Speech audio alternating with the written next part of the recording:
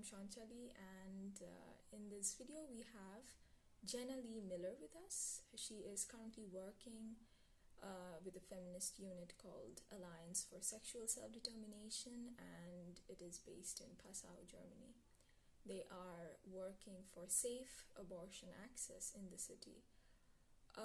As you know, that in Germany, according to the constitution, abortion is technically illegal, so it can be carried out only under very specific condition and circumstances. So a woman can get an abortion if it's within 12 weeks of conception, and also if she agrees to take part in the government mandated counseling sessions. We'll hear more about that from Jeanna. I am at the moment in Passau, so I took up this opportunity to get in touch with the Alliance for Sexual Self-Determination, and I'm so glad they wrote back, and that's how the conversation with Jeanna worked out. And I would like to have her as one of the speakers and narratives speakers very soon. So in the meantime, if you want to get in touch with the unit, Alliance for Sexual Self-Determination, Jeanna mentions the details, and I've also added the details to the video. So let's see what Jeanna has to say. Hi, my name is Jeanna. I'm in my bachelor studies at the University of Passau, and besides studying, I'm also part of the group bündnis, sexuelle, selbstbestimmung Passau, which translates to Alliance for Reproductive Rights, and we started a petition this last year in August, which aims to improve the situation here regarding the reproductive rights of women who want to have an abortion, which is right now only it's possible, but not the access to healthcare is not enough, because there's only one doctor who does abortions, and yeah, that's the access is really restricted. Yeah, I was just curious. I mean, no conversation could overlook the pandemic situation at the moment. So do you think that, what about the access to abortion care during the COVID-19? I mean, how has that been? Yeah, so in 2020, at the beginning, there was still one doctor here who did abortions, and he was already way older than the age that he could have already retired. Mm-hmm. But the only reason he didn't retire was because then nobody would have done abortions in Passau. So he kept doing it, and then the pandemic started, and then he got sick because of COVID as well. So he had to retire because of COVID, and he actually eventually died. So from, I think, April maybe till September 2020, there was no person in Passau who did abortions, which meant women who had to get an abortion had to drive 120 to 200 kilometers to get one, because the only cases in which the city hospital does abortions is if a woman has been raped, or if she would face serious health issues. But if you look at the statistics, 97% of women get an abortion because they just don't want a baby, so none of these cases apply. So that meant practically no abortions at the clinic. And yeah, I mean, as you can imagine, because of COVID, there were a lot of restrictions also regarding transportation. And I mean, in Germany, the way it works when you get an abortion, because you just don't want a baby, is that you need to get counseling first, to make sure that the woman really knows what she's doing. And so after, at first you need an appointment for that, and then after that you need to wait some time, and then you go to the doctor, and it takes a really long time. So of course the pandemic made all this organizational and bureaucratic stuff even more even slower. So within the 12 weeks that a woman has to have an abortion here in Germany, it was really stressful to do that, and even more so because of the pandemic. Fortunately, ever since September 2020, there has been a new doctor, but of course one doctor can't cover the amount of cases, and also it's not really like you can choose to which person you want to go. So yeah, during the pandemic it was really crazy, but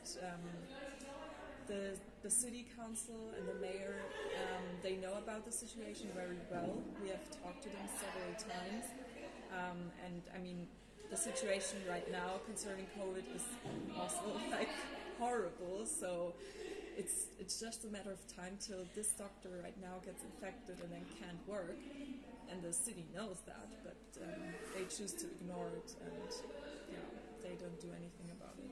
Wow. I was just looking up on the internet, and there's this BBC article that came out in September 2020, and the writer mentions Passau, the situation here, and that, well, not specifically Passau, but she was also talking about how younger doctors have no idea how to abort. Yeah, so, exactly. It's not part of the curriculum when you study medicine.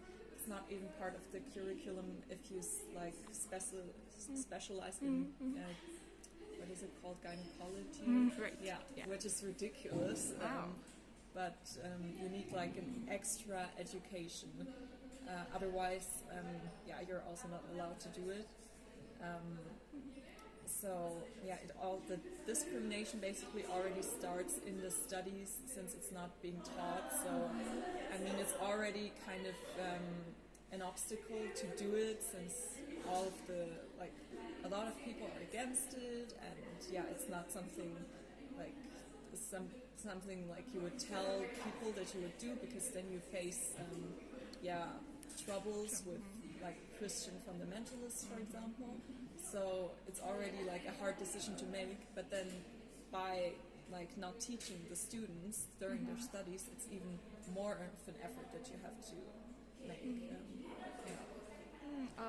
There's this Medical Students for Choice Berlin, and they are using papaya to kind of learn the process. Do you have medical students in Passau? I mean, we don't have a medical faculty here. Oh, okay. And I think also, I mean, Passau is like a very rural area, and I think that adds to the stigma, and that, doctors won't really come here because it's a very Christian area of Germany,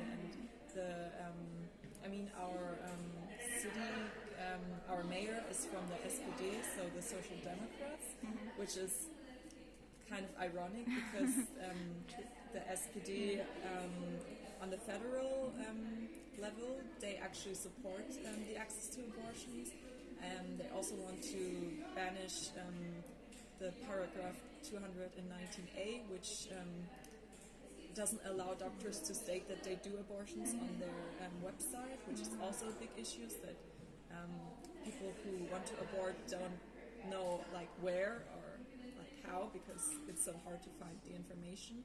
On a federal level, or the like party that's also in the government and that is like the chancellor, they actually support what we want, but here in Passau they don't.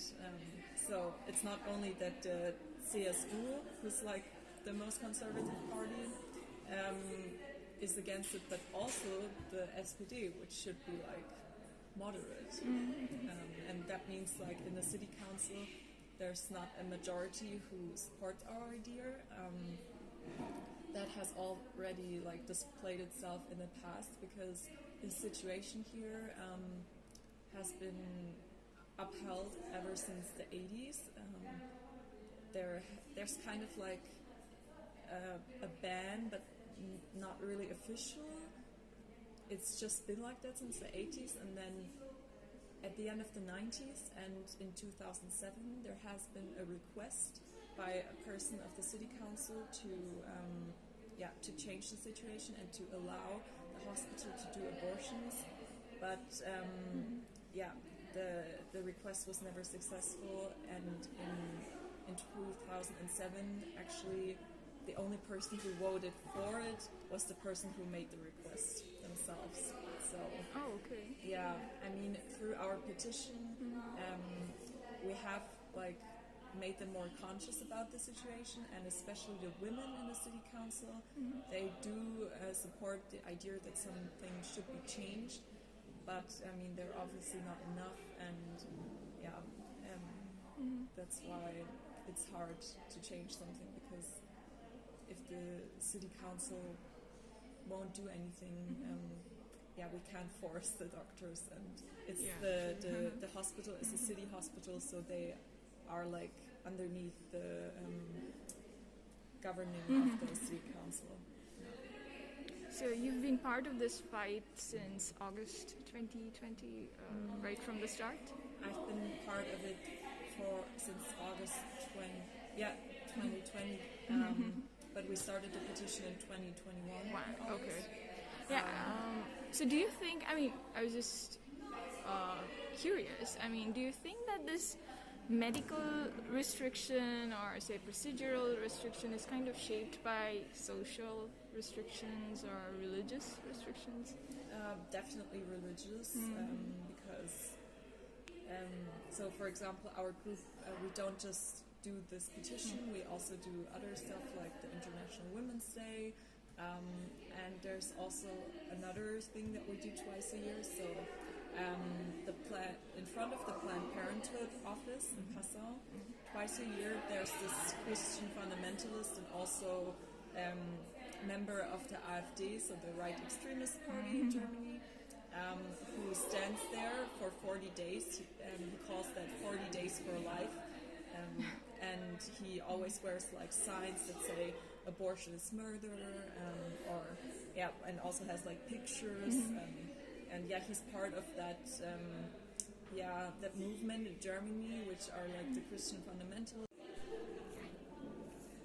So I think it's definitely a religious, it definitely has a religious origin, because of the Christian values that people have. I mean, you can also see that here in Passau. We have a bishop. He's very, I would say, problematic because so like this Christian fundamentalist in front of Planned Parenthood, what he does is like also hard. He also goes to this protests. For example, twice a year in Munich, there's this thing called Marsch für das Leben, which translates to March for Life, where like Christian fundamentalists bring crosses and they carry them. They also bring buggies, like the thing where you put a baby in, but they're empty. So they represent all the aborted babies.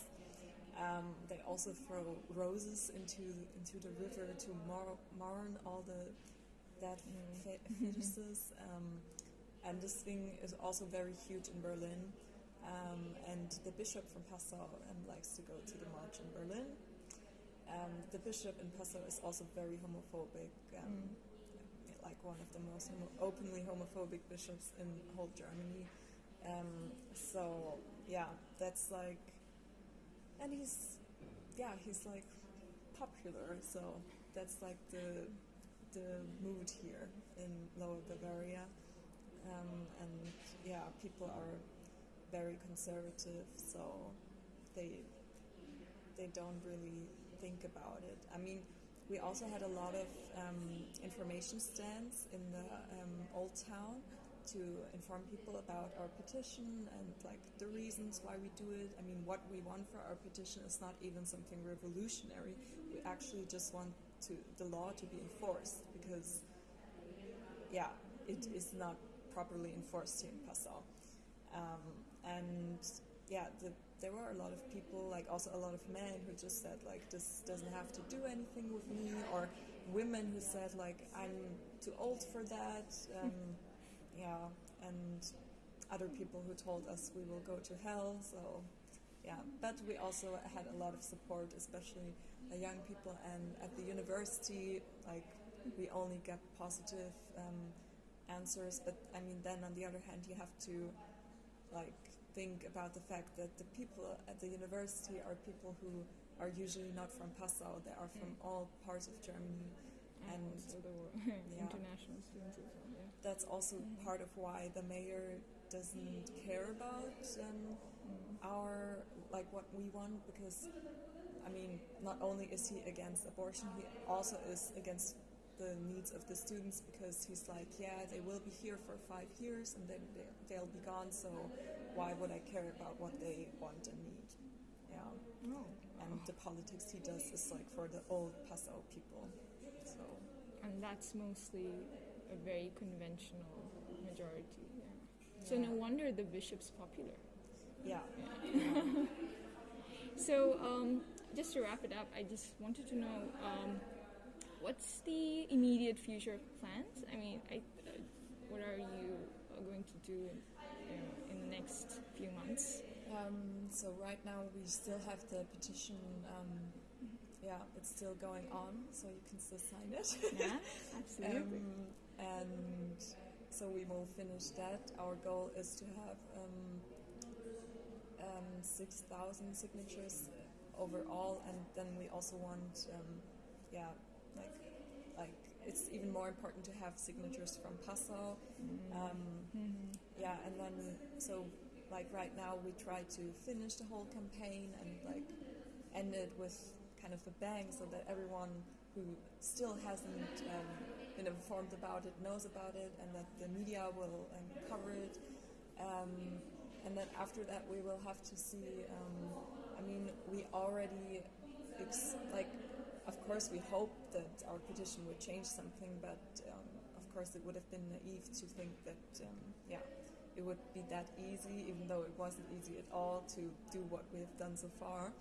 But we already expected the mayor to, like, we always say he kind of sits things out. If somebody pressures him, or there's an immediate serious topic, he just waits till like the pressure gets less, and then he just proceeds doing nothing. So I mean, we met our goal for raising awareness. People definitely know more about the situation now, but after finishing the petition we will have to see how we will proceed, because this has been like our whole focus for like over half a year now, and we didn't really think outside of what will be after the petition. But we will definitely keep going. Maybe our group does not only focus on reproductive rights, but like feminism in general, so maybe we will deal with another topic for a while. I mean, right now, like the next thing that we will do is the International Women's Day. We are planning a protest for that, but after that we will see. Thank you so much, Jeanna. That was really informative, and if you could just tell us the contact details if anyone's interested to contact your organization, if you could just say. So the best platform would probably be Instagram. It's bfss.passau. Passau is